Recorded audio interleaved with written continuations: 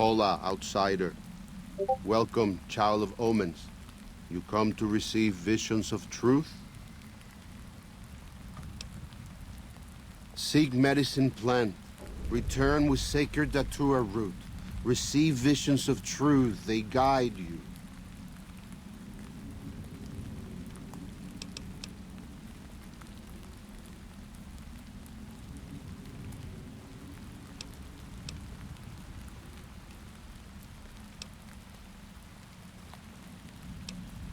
Spirits guide you whether you listen or not. Smarter to listen, I'm glad to see you're still with us. How can I help? I appreciate it. Well, that's it. This is all we need. Now all that's left is to quietly pack up and try to get out of here without being noticed. That's assuming that Joshua won't try to stop me. And that he hasn't talked you into fighting the Whitelegs despite what I've said. Don't worry, I don't hold it against you. You're an outsider. Fighting seems like the practical solution. I'll tell you again. There's more at stake.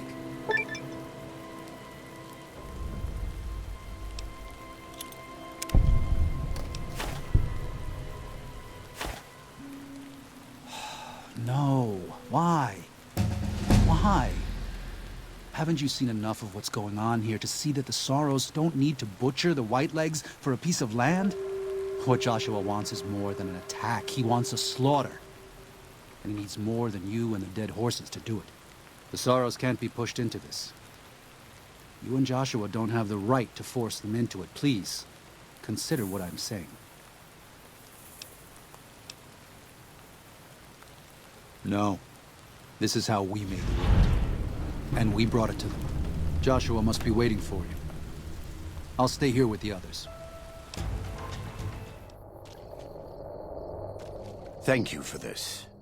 I know Daniel doesn't approve, but destroying the Whitelegs is the only way to ensure the Sorrows can remain in Zion.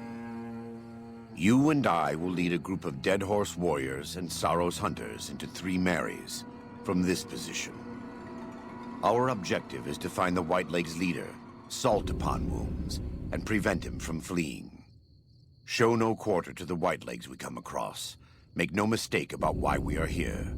This is an extermination. God be with you.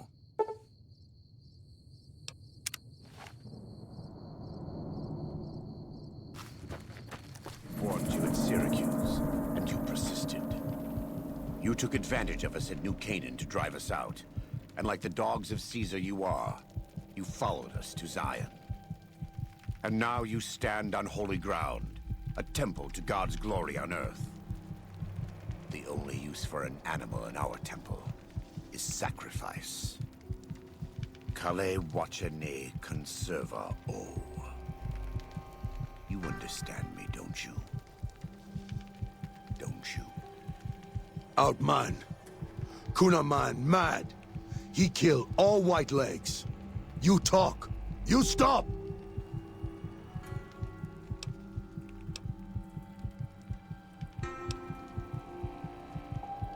Him hear you. You talk. Don't listen to this thing. His cries are those of a mad beast caught in a thicket. He gave no mercy to my family, and I will give none to his.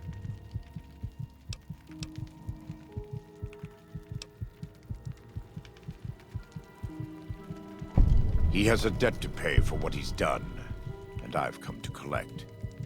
And so he's chosen to cower in the water like a dumb animal. I am the right hand of the Lord, and the instrument of his vengeance. And so it was that the conflict between the New Canaanites and the Whitelegs was finally resolved. The courier's involvement had tipped the scale, shifting the fragile balance of power. Despite their defeat at 3 Marys and the death of their war chief, the Whitelegs were determined to pursue the other New Canaanites. But when they finally tracked down their prey in Colorado, they discovered the tables had been turned. The Whitelegs who survived the new Canaanites' ambushes were hunted down by dead horses before they could reach the safety of the Great Salt Lake. When word of the Whitelegs' diminished numbers reached the 80s tribe, war was declared, and by year's end, the Whitelegs had been wiped out. The Sorrows fought beside Joshua Graham and the dead horses, eradicating the threat the Whitelegs posed to Zion.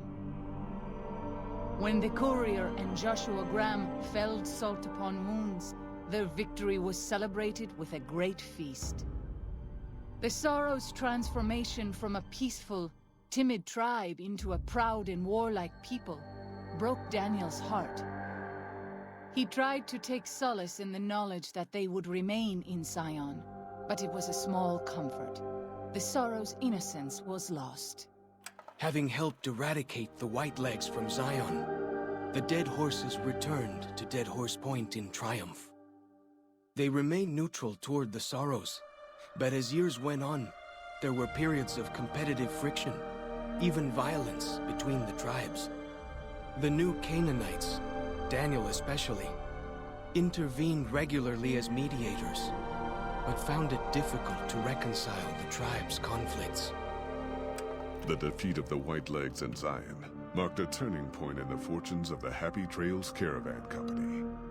Every 2 months, the caravan met with the new Canaanites in Zion Valley to trade. Happy Trails soon returned to prosperity. The vigilance of the Sorrows and dead horses in defending southwestern Utah, initially startling to Happy Trails caravans, soon proved a blessing. The tribes united against the 80s, driving them back from Highway 50, and thus opening yet another trading route for Happy Trails caravans. Though the courier had stopped Joshua Graham from executing Salt upon Wounds, the war chief still fell in battle. The Whitelegs defeated at Three Marys. Joshua led the Sorrows and dead horses in tending to their comrades and burning the corpses of their foes. He continued to advocate militant opposition to the enemies of New Canaan and showed little quarter to those he fought. And yet he was changed.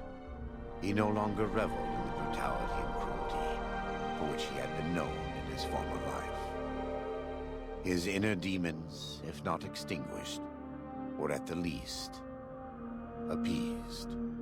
For years after the defeat of the Whitelegs, Daniel did his best to minister to the Sorrows' spiritual needs. Try as he might, he could not hold back the tribe's increasing militancy and reverence of Joshua Graham. Demoralized, he returned to his family and Dead Horse Point. His failures haunted him for the rest of his days. And with that, the courier walked out of the history of the tribes of Zion and back to the gathering storm of the Mojave Wasteland.